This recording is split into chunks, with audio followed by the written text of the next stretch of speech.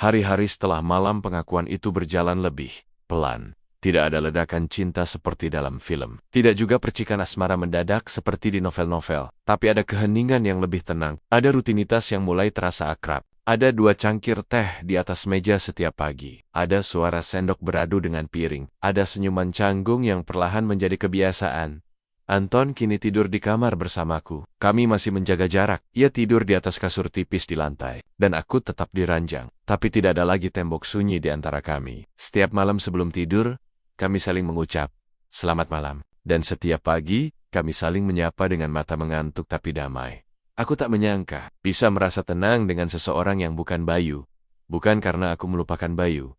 Tidak, tapi aku mulai menerima kenyataan bahwa hidupku belum selesai. Bahwa kehilangan bukan akhir dari perjalanan, melainkan belokan tajam yang membawaku ke arah lain. Dan Anton ternyata ada di arah itu. Kehamilanku memasuki bulan ketiga. Aku mulai merasakan perubahan yang lebih nyata. Kadang mual, datang tiba-tiba. Kadang aku terlalu sensitif dengan bau. Tapi ada hari-hari, ketika aku merasa lebih kuat. Aku berjalan di sekitar rumah, menata ulang dapur, bahkan mulai menulis jurnal kehamilan.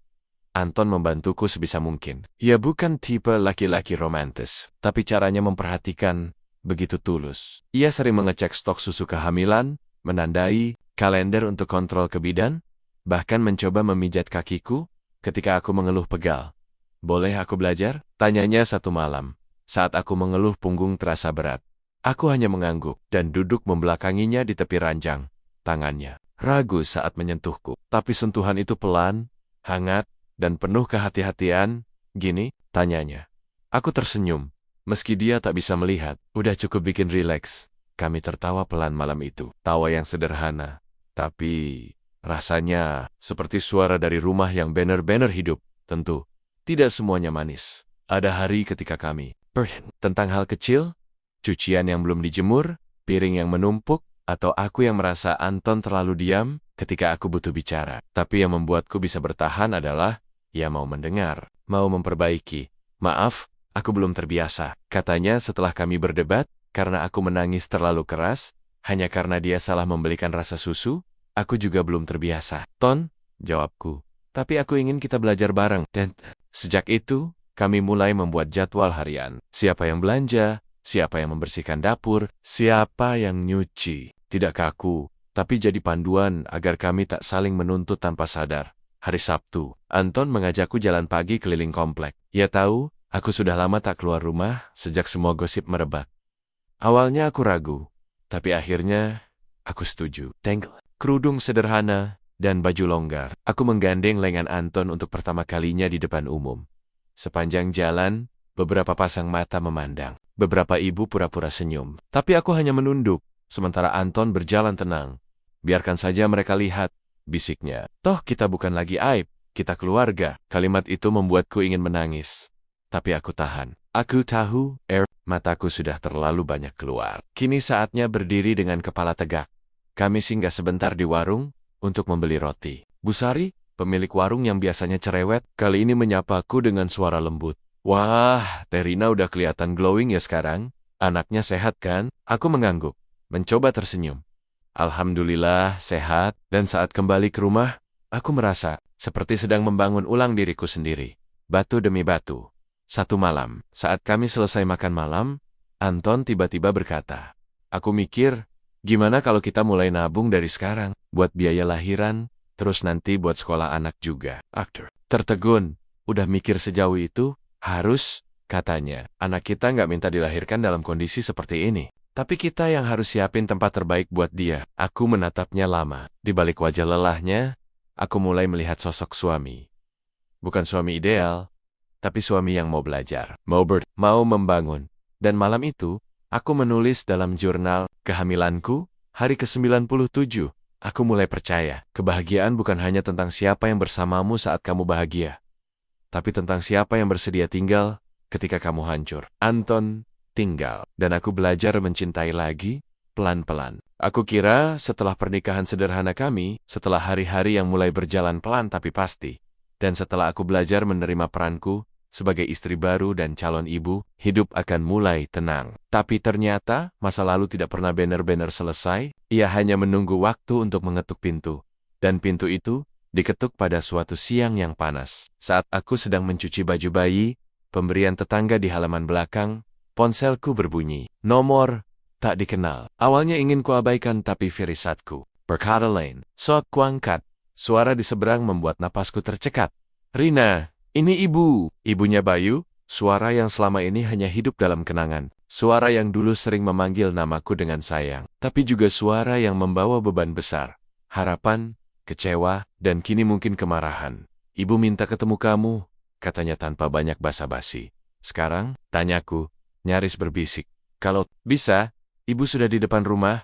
Aku gemetar, menutup keran, mengelap tangan, dan berjalan ke ruang depan dengan langkah berat. Ketika ku buka pintu pagar, sosok itu berdiri tegak. Wajahnya sudah menua, lebih kurus, tapi sorot matanya masih sama tajam. Menembus, ibu, ucapku lirih.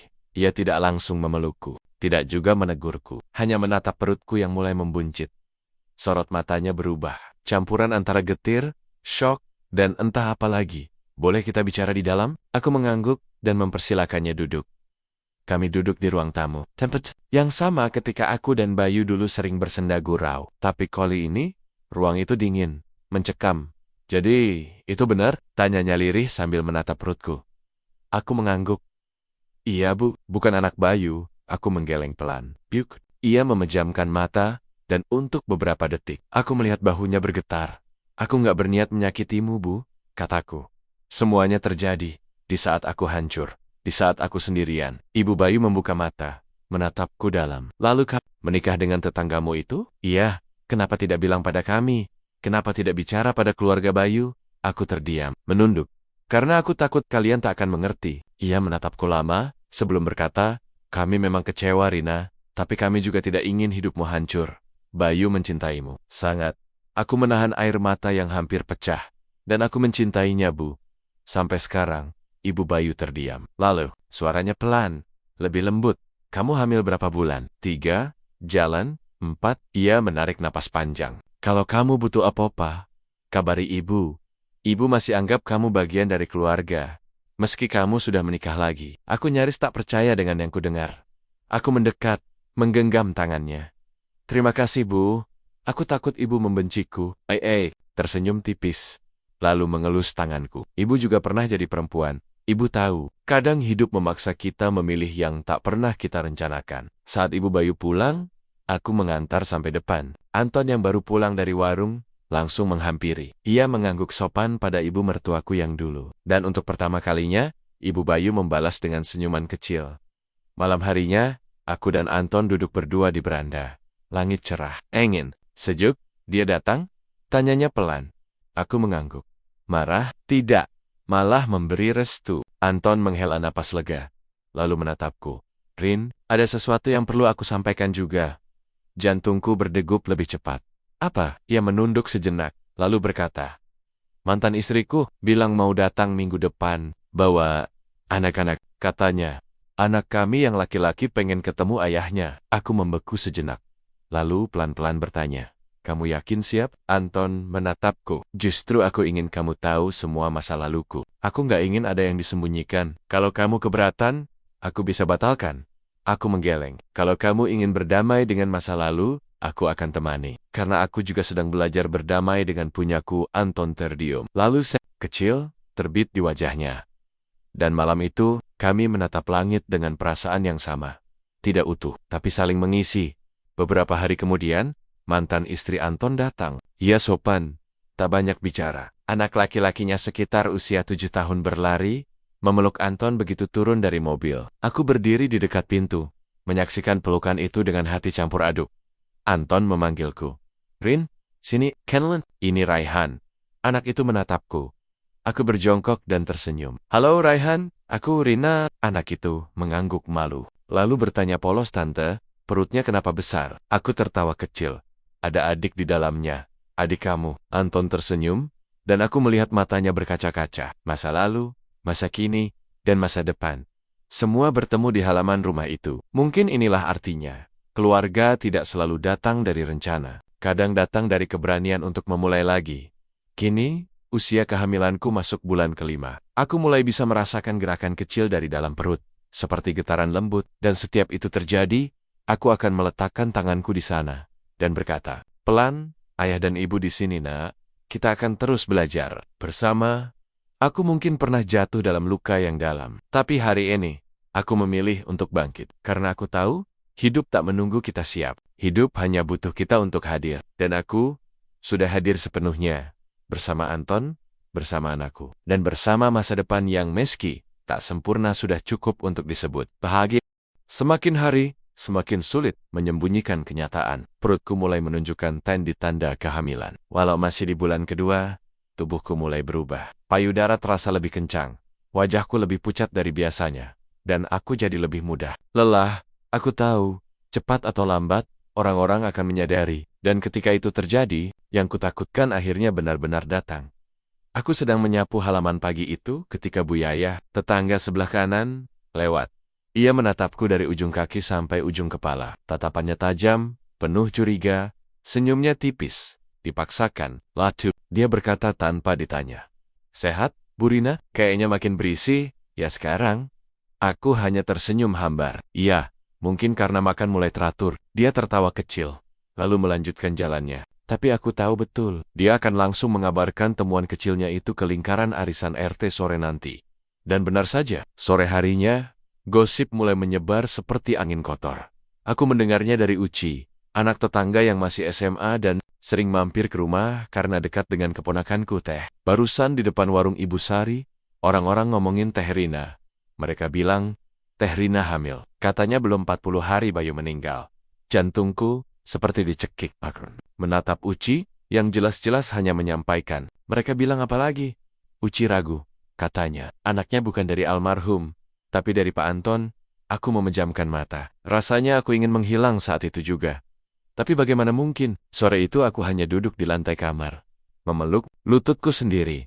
Diam, tidak menangis. Bahkan, air mata rasanya sudah habis. Dulu aku menangis karena kehilangan Bayu. Kini aku menangis karena kehilangan harga diriku. Padahal aku tidak bermaksud seperti ini. Aku tak pernah merencanakan untuk tidur dengan Anton, apalagi hamil. Tapi hidup tidak berjalan sesuai logika manusia. Kadang kita hanya bisa menahan napas di tengah gelombang, berharap tidak tenggelam.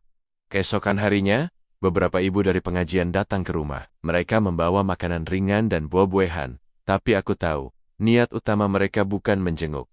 Aku menyambut mereka dengan sopan, membuatkan teh, duduk dengan tangan gemetar di ruang tamu. Ibu Ropiah membuka pembicaraan. "Maaf ya, Nak Rina, kami datang ini bukan buat menghakimi, cuma mau ngobrol baik-baik." Aku hanya mengangguk. "Kamu ini perempuan baik, tapi orang-orang mulai ribut.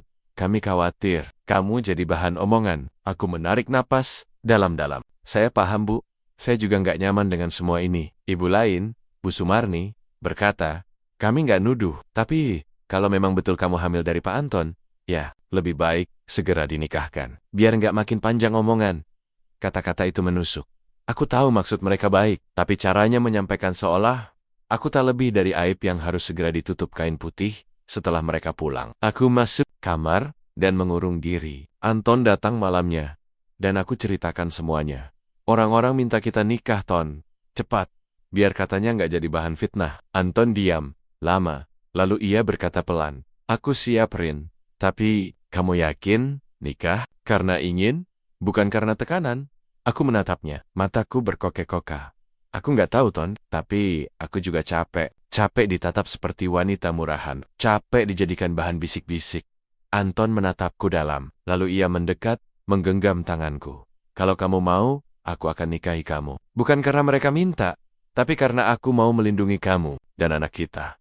Air mataku pecah lagi malam itu, tapi kali ini ada hangat yang menyusup di sela sesak. 2 hari kemudian, Anton datang bersama seorang ustadz dari masjid kecil di ujung gang. Kami bicara lama di ruang tamu, tentang syarat nikah, wali, dan waktu yang tepat. Aku menghubungi keluargaku di kampung. Awalnya mereka marah, kecewa, bahkan tidak mau bicara. Tapi perlahan, mereka mulai melunak. Ibu hanya berkata, "Kalau itu pilihanmu, Ibu cuma bisa doakan kamu bahagia. Tapi kamu harus kuat, Rin. Karena hidup setelah ini nggak akan mudah." Dan aku tahu, beliau benar. 1 minggu kemudian, tanpa pesta, tanpa makeup, tanpa tamu undangan yang ramai, Aku duduk, bersimpuh di ruang tamu rumahku sendiri. Di hadapanku, Anton mengucap ijab kabul dengan suara gemetar. Tangannya dingin saat menyentuhku, tapi matanya penuh ketulusan. Hari itu, aku resmi menjadi istri Anton ibu-ibu. Yang semula nyinyir kini mulai bersikap manis. Meskipun, aku tahu itu bukan karena mereka berubah, tapi karena mereka sudah mendapat penjelasan sosial yang mereka butuhkan. Perempuan janda itu sudah dinikahi, sudah sah, sudah halal. Lucu, bagaimana status bisa mengubah pandangan begitu drastis. Tapi aku tak peduli lagi. Sekarang, aku punya suami.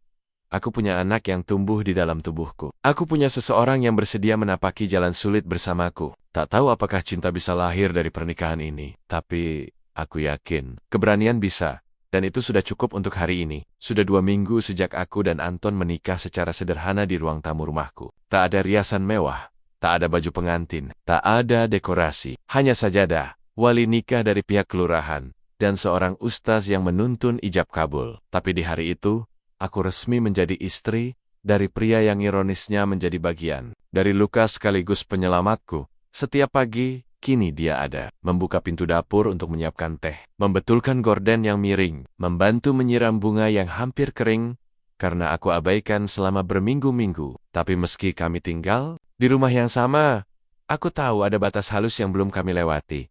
Anton tidur di ruang depan, di atas sofa yang dulu jadi tempat kami pertama kali kehilangan kendali. Sementara aku tidur di kamar. Kami tak bicara banyak soal hubungan suami istri. Rasanya terlalu cepat, terlalu canggung.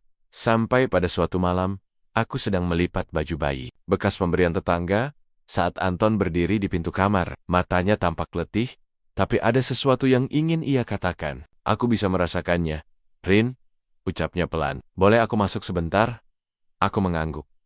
Ia duduk di kursi dekat jendela. Suasana hening. Hanya suara jangkrik dan kipas angin kecil yang mengisi ruang di antara kami. Aku mau jujur, katanya akhirnya. Tentang semuanya, aku menghentikan lipatanku, menatapnya. Tentang apa? Anton menarik napas dalam. Tentang malam itu, dan kenapa aku begitu cepat merespons semua ini. Aku menunggu, jantungku berdegup sedikit lebih cepat. Waktu kamu cerita kalau kamu hamil, ia mulai. Aku kaget, tapi bukan karena aku tak siap, melainkan karena aku merasa seperti diberi kesempatan kedua. Keningku mengerut. Kesempatan kedua? Anton menatapku. Kamu tahu, aku pernah punya anak, 2 laki-laki dan perempuan. Tapi setelah cerai, aku kehilangan hak asuh. Mantan istriku bawa mereka ke Bandung. Aku hanya bisa kirim uang, tanya, kabar lewat ponsel, itu pun jarang dibalas. Suaranya mulai bergetar. Sejak saat itu, aku merasa gagal sebagai ayah, dan ketika tahu kamu hamil, bagian dari diriku yang hancur tiba-tiba, seperti disambungkan kembali. Aku terdiam, rasa pedih di dadaku, seolah selaras dengan yang ia rasakan. Aku tahu ini gak ideal, Rin. Kita menikah karena keadaan, tapi aku ingin belajar. Bukan cuma jadi suami yang hadir, tapi jadi ayah yang tidak lari. Aku menatap wajahnya, yang kini tampak lebih terbuka, lebih jujur. Ada luka lama di matanya, yang akhirnya ia buka padaku malam itu. Aku nggak janji akan sempurna, lanjutnya. Tapi kalau kamu izinkan, aku ingin ikut membesarkan anak ini. Bukan karena rasa bersalah, tapi karena aku ingin memperbaiki bagian hidupku yang pernah rusak. Air mataku menetes. Tanpa bisa kutahan, aku menunduk, meremas kain baju bayi kecil yang ada di tanganku. Anton, ucapku lirih. Aku juga nggak tahu apa aku bisa jadi istri yang baik. Tapi aku percaya satu hal, seorang anak bisa tumbuh kuat kalau orang tuanya memilih untuk tetap tinggal. Dan kamu memilih tinggal. Anton mengangguk pelan. Kalau kamu mau, aku siap pindah ke kamar. Bukan karena aku ingin menyentuhmu, tapi karena aku ingin jadi bagian nyata dari hidupmu. Aku menarik napas, lalu mengangguk. Malam ini, kamu boleh tidur di sini. Di lantai, aku masih belum siap untuk semuanya. Tapi, kita bisa mulai perlahan. 1 hari dalam 1 waktu. Anton tersenyum. Senyum yang sangat manusiawi. Bukan milik pahlawan, tapi milik seorang lelaki yang ingin belajar mencintai dari awal. Malam itu, kami tidur di kamar yang sama untuk pertama kalinya. Dia di lantai, aku di ranjang. Kami tidak bersentuhan. Hanya sesekali suara napasnya terdengar tenang, seperti ritme baru yang mulai kukenal perlahan. Saat lampu dimatikan, aku berbisik pada bayiku, ayahmu ada di sini. Nak, mungkin bukan ayah, seperti di cerita dongeng, tapi dia nyata, dan dia memilih untuk tinggal. Esok paginya, Aku terbangun karena bau tumisan. Aku keluar kamar dan menemukan Anton di dapur, mengenakan celemek kecil yang entah dari mana ia temukan. Lapar? Tanyanya. Tersenyum. Aku tertawa kecil. Kalau rasanya enak, baru aku jawab iya. Ia menyodorkan sepiring nasi goreng dan telur mata sapi. Sederhana, tapi hangat. Kamu kelihatan berbeda hari ini, komentarku. Anton menyeka keningnya. Mungkin karena tadi malam, aku tidur tanpa rasa bersalah. Aku menatapnya. Untuk pertama kalinya, aku melihat sosok ayah dari anakku. Bukan karena dia sempurna, tapi karena dia memilih hadir, dan itu lebih berharga dari segalanya. Tetangga mungkin masih bergosip, orang tuaku mungkin masih kecewa. Tapi di rumah kecil ini, kami memilih untuk saling menyembuhkan. Dan meski pernikahan kami berawal dari luka, mungkin luka itulah yang akan mengajari kami cara mencintai yang sesungguhnya. Setelah hari itu, segalanya berubah. Bukan karena Anton mendadak menjadi lelaki sempurna yang siap mendampingi hari-hariku. Bukan pula karena aku langsung merasa damai menerima kenyataan bahwa aku hamil di luar pernikahan dari seorang tetangga hanya seminggu setelah kehilangan suami. Tidak semudah itu, tidak sesederhana itu. Yang berubah adalah caraku menatap hidup. Setiap pagi, aku bangun bukan hanya untuk menatap atap dan menghela napas panjang. Kini, aku menyentuh perutku meski belum tampak apa-apa, dan bertanya, apa kabarmu hari ini, nak?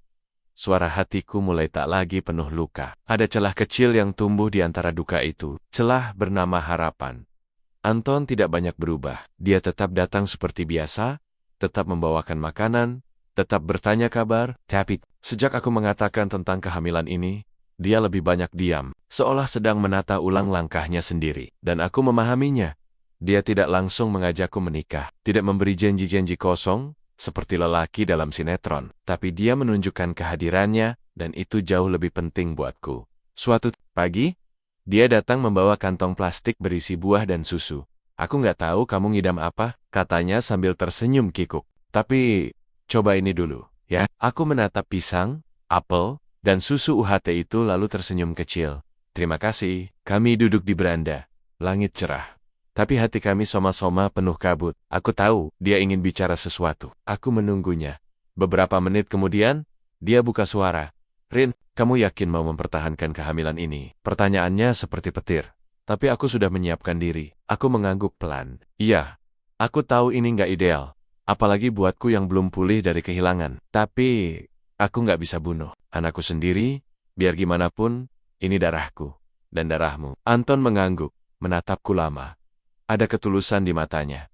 Aku menghargai keputusanmu. Dan, aku akan ada buat kamu. Walaupun belum tahu caranya, tapi aku akan belajar. Kalimat itu membuat tangisku pecah. Aku menangis tanpa suara. Hanya air mata yang terus mengalir. Dan Anton, dia mendekat, pelan, memelukku untuk kedua kalinya. Bukan pelukan seperti malam itu, tapi pelukan hangat, pelukan tanggung jawab. Hari-hari berlalu, dan tubuhku mulai berubah. Aku jadi lebih mudah lelah, kadang mual tiba-tiba, bahkan saat sedang menyapu atau mencuci piring. Pagi hari menjadi waktu terberat. Bau-bau yang dulu biasa saja, sekarang membuatku muntah. Tapi aku tetap bertahan, karena setiap rasa sakit itu menjadi bukti anakku Tumba Anton mulai lebih sering membantu. Kadang mencuci piring, kadang membawakan vitamin dari apotek. Aku tahu dia masih kikuk, bahkan canggung. Tapi dia mencoba, dan aku tak pernah menganggapnya remeh. Suatu hari, dia datang membawa buku kehamilan. Ini aku pinjam dari adikku di Bandung. Dulu istrinya juga baca ini waktu hamil, katanya sambil meletakkannya di meja. Aku membolak-balik halaman buku itu. Ada banyak gambar bayi di dalam kandungan. Saat aku membuka halaman usia 6 minggu, aku membaca bahwa di titik ini, detak jantung bayi mulai terbentuk. Aku tersenyum kecil, lalu tanpa sadar meneteskan air mata. Bayiku punya jantung yang berdetak. Aku belum tahu apakah aku akan bisa membesarkannya dengan baik. Apakah orang-orang akan menerimaku. Tapi saat itu, aku merasa aku ingin hidup. Bukan hanya hidup aku ingin bertumbuh bersama anakku.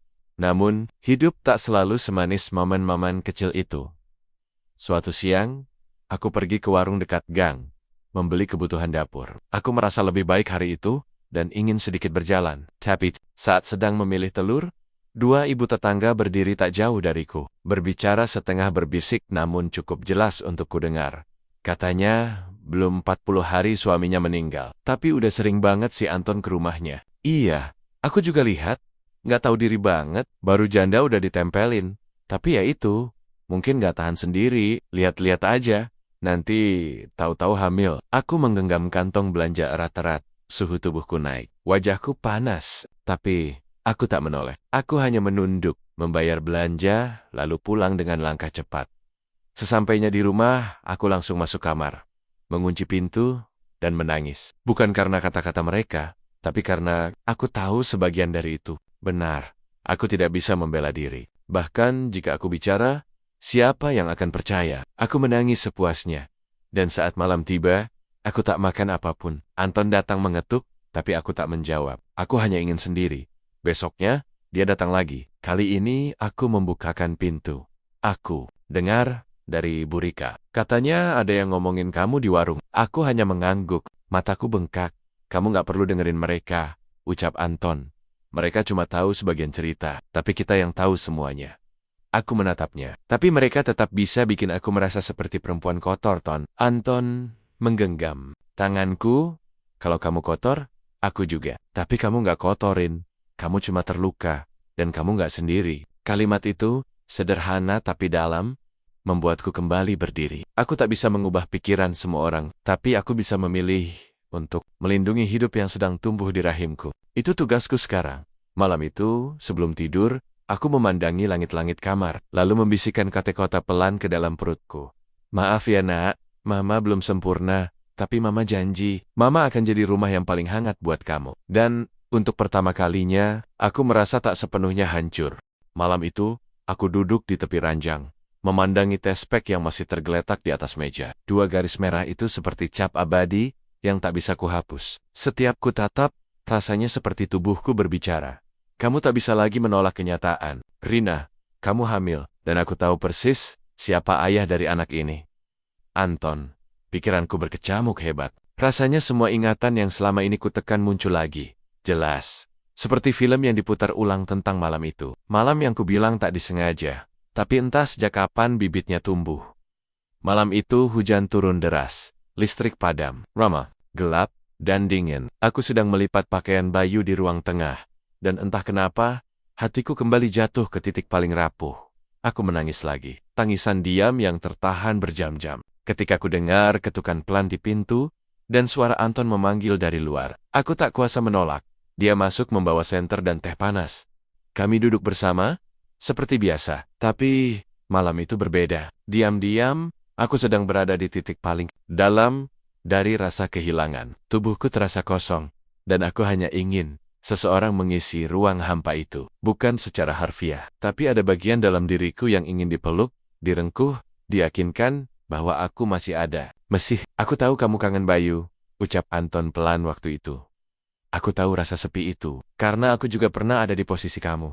Dia menatapku. Untuk pertama kalinya, matanya tak menghindar. Tatapan itu dalam, hangat, dan menyesakkan. Aku tak tahu siapa yang lebih dulu mendekat, tapi yang jelas, pelukan itu terjadi. Pelukan yang awalnya sederhana, tapi lama-lama berubah menjadi sesuatu yang lebih dari sekadar penghiburan ketika tubuh kami bersentuhan, dan tangisanku berubah. Jadi isakan tertahan di dadanya, aku tak sanggup berpikir jernih. Aku hanya tahu, malam itu aku merasa tidak sendiri. Aku merasa ada seseorang yang benar-benar melihatku, menyentuhku, dan tidak pergi meninggalkanku sendirian.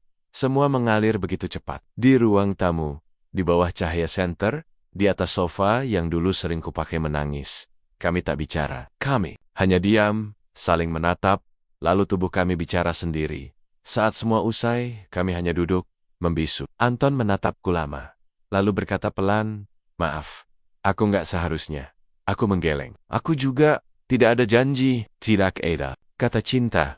Tidak ada pengulangan. Kami sepakat bahwa malam itu akan kami lupakan. Kami menyebutnya kehilangan kendali sesaat. Sebuah kesalahan yang terjadi karena luka dan kesepian, bertemu dalam waktu yang salah tapi sekerong. Saat kutatap 2 garis merah itu, aku sadar. Satu malam itu tak bisa dihapus begitu saja. Tubuhku telah mencatatnya. Tuhan mencatatnya. Dan, di dalam rahimku kini, tumbuh sesuatu yang tak bisa aku ingkari. Sebuah kehidupan. Hari-hari setelah itu terasa seperti berjalan di atas bara. Aku bersikap seperti biasa. Anton juga tak menunjukkan tanda-tanda bahwa ia ingin mengulang atau membicarakan malam itu lagi. Tapi sejak aku tahu aku hamil, Setiap kali melihat wajahnya, perasaanku campur aduk. Ada marah, ada bingung, tapi ada pula rasa takut kehilangan. Aku duduk sendiri di kamar malam itu, menggenggam tespek erat-erat. Aku harus bicara. Aku tak bisa memendam ini sendirian. Tapi harus mulai dari mana? Bagaimana mungkin aku menjelaskan bahwa di tengah masa berkabungku, aku malah hamil dari pria lain? Apakah Anton akan menerima ini? Atau apakah ia akan menganggapku wanita lemah yang tak bisa menjaga diri? Lalu aku mulai berpikir tentang tetangga. Bagaimana kalau mereka tahu? Aku bahkan belum melewati masa 40 hari setelah Bayu meninggal. Apa kata orang? Apa kata keluarga Bayu? Kalau tahu janda anaknya hamil dari pria sebelah rumah, Rezani, aku ingin kabur, ingin hilang. Tapi saat kuletakkan tangan di perut, entah mengapa, ada kehangatan yang sangat samar. Seolah-olah tubuh ini sedang berkata, jangan takut, aku ada di sini, untukmu. Keesokan harinya, aku memberanikan diri bicara. Saat Anton datang membawa sarapan seperti biasa, aku menahannya sebelum ia pulang. Anton, bisa sebentar? Dia menoleh. Ada apa? Aku memintanya duduk di ruang tamu. Kutarik napas dalam-dalam, tanganku dingin, dadaku berdegup tak karuan. Tapi aku tahu, aku harus melakukannya. Aku hamil, kataku. Cepat. Sebelum keberanianku luntur, Anton menatapku. Matanya membesar, tangannya yang tadi memegang gelas teh bergetar sedikit. Hamil?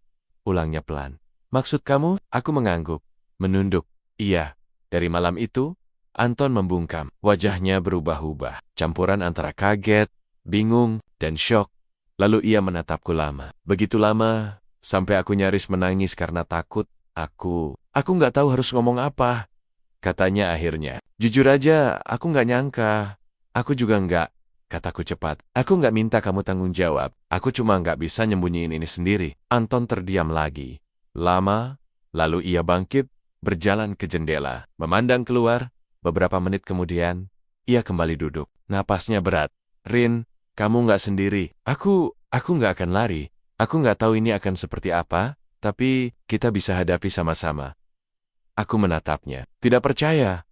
Aku nggak bisa bilang, aku siap jadi suami atau ayah lagi sekarang. Juga, lanjutnya jujur. Tapi, kalau kamu mau, aku akan ada di sini. Untuk kamu dan anak itu. Air mataku jatuh. Kali ini bukan karena duka, tapi karena sesuatu yang mendekati harapan. Tapi aku tahu, semua tidak akan semudah itu. Tetangga akan bicara, dunia akan menghakimi. Tapi mungkin jika aku punya seseorang di sisiku, aku bisa bertahan. Meskipun jalan ini penuh duri, setidaknya aku tidak melangkah sendirian. Dan meskipun malam itu terjadi karena kehilangan, bukan cinta, mungkin dari malam itu, sebuah harapan bisa tumbuh. Sudah 9 hari sejak Bayu pergi, tapi pagi-pagi di rumah ini masih terasa sama. Sunyi, dingin, dan kosong. Aku bangun tanpa semangat, hanya karena tubuhku terlatih untuk membuka mata ketika matahari mulai mengintip dari jendela. Tidak ada yang membangunkanku dengan ciuman ringan di kening seperti dulu. Tidak ada suara air keran dan panci yang berdenting di dapur. Tidak ada lagi tawa kecil atau suara deheman Bayu saat aku mencubit pipinya. Aku berjalan ke dapur, membuka kulkas yang isinya masih sama seperti seminggu lalu. Aku belum belanja, nafsu makan belum juga kembali. Bahkan memasak saja rasanya tak berguna. Untuk siapa? Aku duduk di kursi makan, sendirian, menatap secangkir teh yang tak tersentuh. Heningsik. Sampai akhirnya, terdengar ketukan pelan di pintu depan 3 kali. Lalu jeda sebentar, lalu 3 kali lagi. Aku tahu ritme itu. Anton? Rina? Suaranya terdengar dari luar. Hati-hati. Maaf ganggu. Aku bawain makanan. Ya, aku membuka pintu perlahan. Dan benar saja, dia berdiri di sana sambil membawa 2 kotak nasi, dan 1 kantong plastik berisi pisang rebus, dan gorengan. Aku masak agak banyak tadi pagi. Katanya sambil tersenyum tipis. Takut mubazir, jadi tak bawa ke sini juga. Aku mengangguk pelan. Terlalu lelah untuk pura-pura menolak. Makasih, Mas Anton. Panggil Anton aja. Katanya sambil tertawa kecil. Masnya bikin aku terasa tua. Aku tersenyum samar. Entah bagaimana. Senyum itu terasa hangat. Hangat pertama setelah 9 hari, kami makan di beranda. Anton duduk di kursi rotan tua peninggalan ibu kos dulu. Sementara aku menyuap nasi perlahan dari bangku kecil, tempat biasanya Bayu duduk sambil baca koran. Di sela-sela makan, Anton bercerita hal-hal kecil. Tentang motornya yang mogok kemarin. Tentang kucing liar yang mulai sering buang air di pot bunga rumahnya. Dan tentang tukang sayur baru yang cerewet. Dia bicara banyak, Tapi bukan untuk mengisi kekosongan, lebih untuk mencairkan keheningan. Dan untuk pertama kalinya, aku merasa tidak ingin masuk ke dalam rumah. Aku ingin tetap di luar, bersama orang yang tidak banyak menuntutku bicara, tapi cukup hadir untuk membuat pagi ini tak terasa terlalu gelap. Hari-hari berikutnya pun berjalan seperti itu. Anton datang hampir tiap pagi atau sore, kadang hanya sebentar, sekadar bertanya apakah aku butuh apa-apa. Kadang lebih lama, menemani duduk di beranda, atau membantuku menyapu halaman. Beberapa kali, dia juga membawakan makanan. Aku tahu dia hanya ingin membantu, tapi semakin sering dia datang, aku mulai merasa tergantung. Sialnya, aku juga merasa bersalah karena merasakan itu. Bayu bahkan belum 40 hari meninggal, tapi hatiku sudah merasa tenang saat ada pria lain yang bersikap baik. Apa aku wanita seburuk itu? Aku mencoba menjauh beberapa hari, tak menjawab ketukan pintunya, tak membalas pesannya. Tapi malah hari-hariku terasa lebih berat. Dan lebih dari itu, aku sadar, aku kesepian. Anton seperti satu-satunya jangkar yang menahanku agar tidak tenggelam dalam laut duka. Dia tidak pernah mengungkit apapun, tidak pernah menyinggung soal Bayu, kecuali aku yang memulai. Tapi dia selalu tahu kapan harus diam, kapan harus mengalihkan, kapan harus mendengarkan. Satu sore, hujan turun cukup deras. Aku duduk di dalam, melipat-lipat pakaian yang belum sempat dibereskan sejak pemakaman. Beberapa baju Bayu masih kusimpan, sebagian lagi masih menumpuk di kursi pojok kamar. Tiba-tiba listrik padam. Suara hujan dan petir membuat rumah makin mencekam. Aku benci gelap. Dulu Bayu yang selalu cepat menyalakan lilin atau senter dari laci dapur. Aku mencari lilin di dapur, tapi tangan ini gemetar. Aku hampir menjatuhkan tempat korek api ketika tiba-tiba pintu depan diketuk. "Rina, kamu di rumah?" Anton lagi. Aku membuka pintu dan melihatnya berdiri di bawah payung, sedikit basah, membawa senter dan termos air panas. "Listrik padam di komplek. Kupikir kamu butuh penerangan," katanya sambil masuk. Ia masuk dengan tenang, meletakkan senter di meja. Aku juga bawa termos teh manis, biar nggak kedinginan. Kami duduk di ruang tamu, diterangi cahaya senter kecil. Suasana begitu hening dan gelap, hanya suara hujan di atap yang terdengar jelas. "Aku masih belum percaya Bayu udah nggak ada," kataku pelan. Anton diam sejenak. Aku ngerti, setiap hari rasanya kayak mimpi. Aku nunggu dia pulang, nunggu pintu itu kebuka, tapi nggak pernah terbuka. Aku menunduk, mataku mulai berkaca-kaca. Anton tidak berkata apa-apa. Dia hanya mengulurkan tangannya, pelan, menyentuh tanganku yang dingin. Sentuhan itu ringan, tapi terasa seperti pelampung di tengah laut. Aku tak menarik tanganku.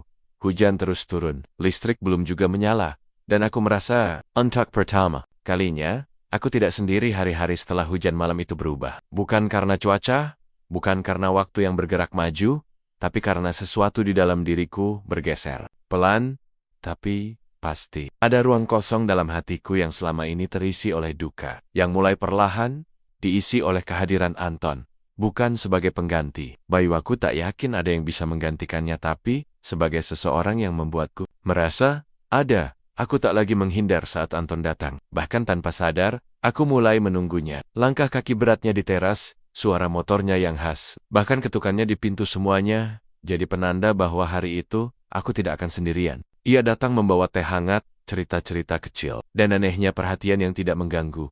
Suatu sore, dia datang dengan tangan kosong. "Maaf ya, hari ini nggak bawa apa-apa," katanya, tertawa kecil. "Tapi, boleh aku temani kamu sebentar?" Aku mempersilakannya masuk. Tanpa banyak bicara, kami duduk di beranda. Hening, seperti biasa, tapi keheningan itu tak pernah membuatku canggung saat bersamanya. Bahkan, aku merasa bisa bernapas lebih ringan ketika ia ada di sekitarku. "Rina," katanya tiba-tiba. Pelan, aku menoleh. "Kamu masih sering mimpiin Bayu?" Aku terdiam. "Iya.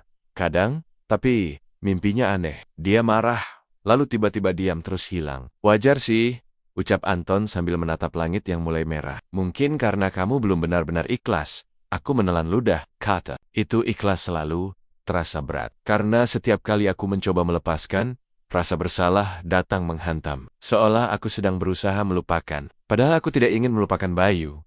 Aku hanya lelah menahan semuanya sendiri. Tiba-tiba, aku sadar. Aku mulai menceritakan hal-hal yang tidak pernah keluar dari mulutku selama ini.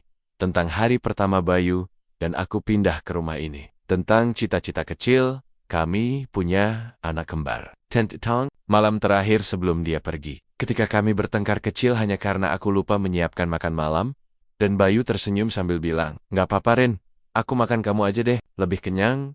Air mata mengalir begitu saja di pipiku. Dan Anton hanya diam. Dia tidak mencoba menyentuhku, tidak memberi nasihat. Dia hanya mendengarkan. Dan justru itulah yang membuatku runtuh. Beberapa hari kemudian, aku sakit. Tubuh lemas, kepala terasa berat, dan mual setiap pagi. Aku kira masuk angin, atau kurang makan. Aku tak ingin merepotkan siapapun, jadi aku diam saja. Tapi Anton rupanya menyadari, aku tidak keluar rumah 2 hari berturut-turut. Dia datang tanpa mengetuk. Karena pintu pagarku memang jarang dikunci.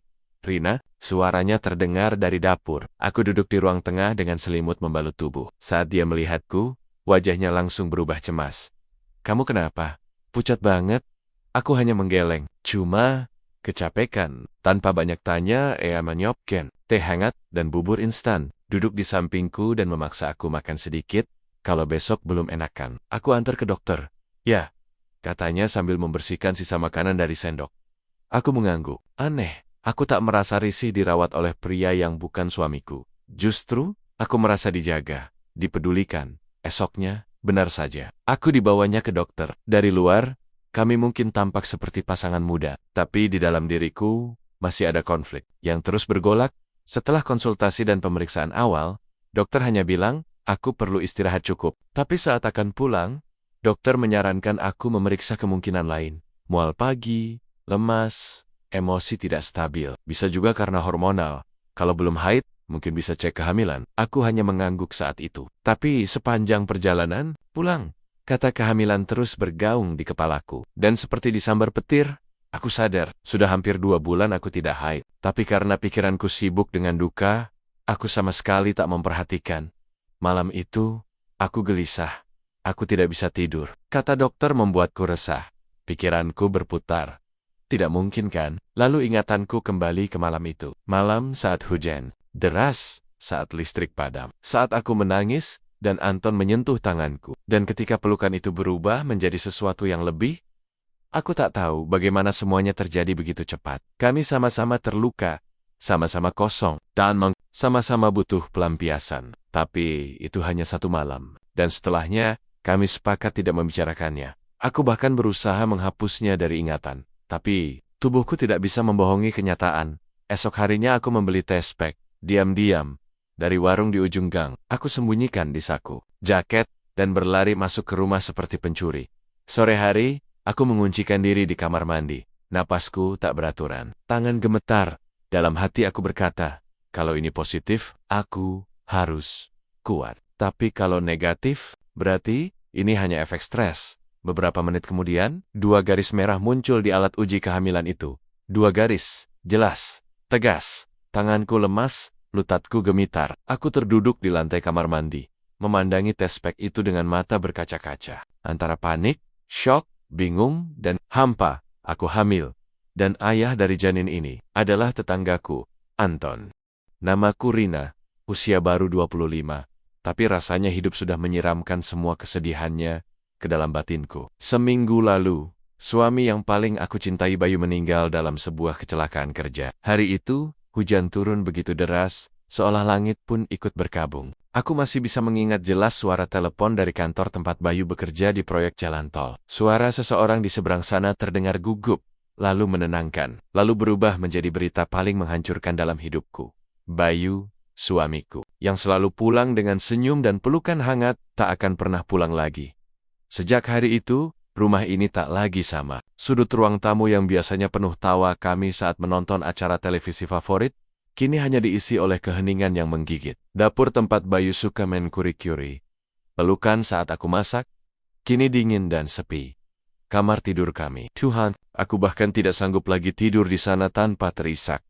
Hari pemakamannya adalah hari terberat. Orang-orang datang, tetangga-tetangga berdatangan, memberi pelukan, ucapan bela sungkawa, dan tatapan kasihan yang entah kenapa terasa menusuk. Aku duduk di dekat peti jenazah, menatap wajah Bayu yang tampak damai, seolah dia hanya tidur sebentar. Aku mengelus pipinya. Yang Ding mencoba menyimpan hangat terakhir dari lelaki itu dalam ingatanku. Di tengah banyaknya orang yang datang silih berganti, ada satu sosok yang begitu aktif membantuku.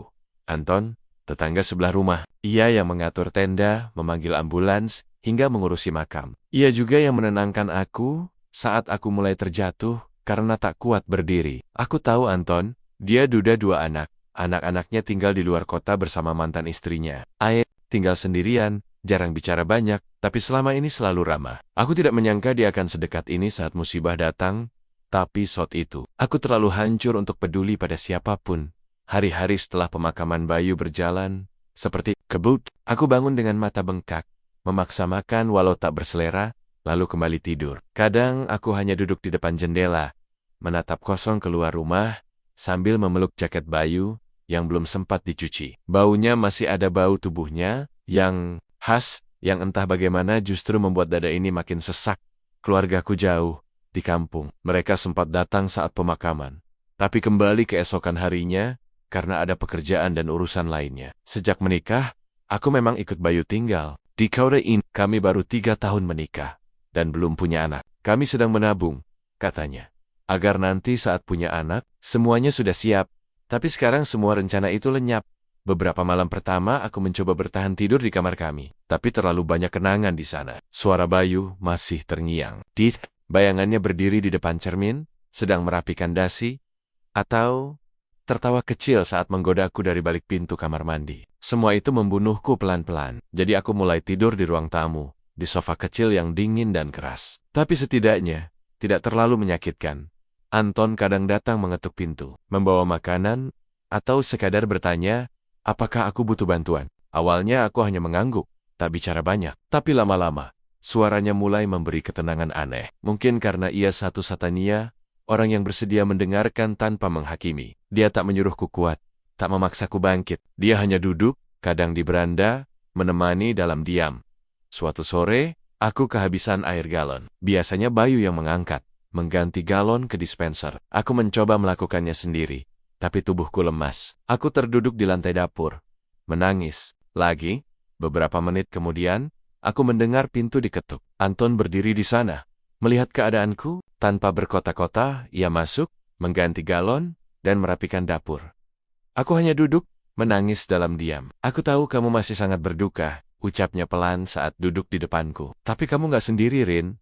Kamu gak sendirian. Karakter sederhana, tapi membuat hatiku retak lebih lebar. Entah kenapa, aku merasa lebih lega. Mungkin karena akhirnya ada seseorang yang tak mencoba menyemangatiku dengan kalimat kosong, melainkan hanya hadir. Hanya ada. Malam itu, aku menulis surat untuk Bayu. Sejak kepergiannya, aku belum benar-benar bicara padanya.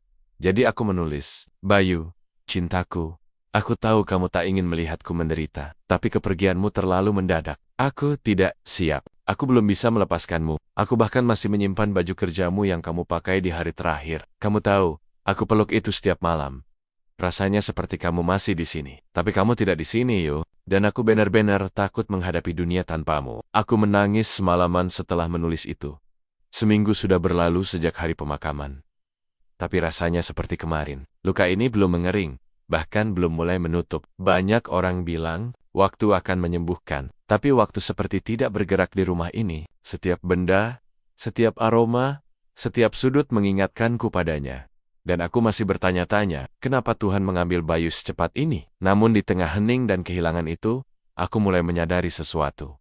Hidup tetap berjalan. Sekisel pun langkahnya, aku harus tetap melanjutkan. Bukan karena aku kuat, tapi karena aku masih hidup. Dan dalam langkah-langkah kecil itu, aku tak tahu bahwa sesuatu yang tak terduga sedang menantiku. Sesuatu yang akan mengguncang hidupku sekali lagi. Bukan kematian, tapi kehidupan yang baru.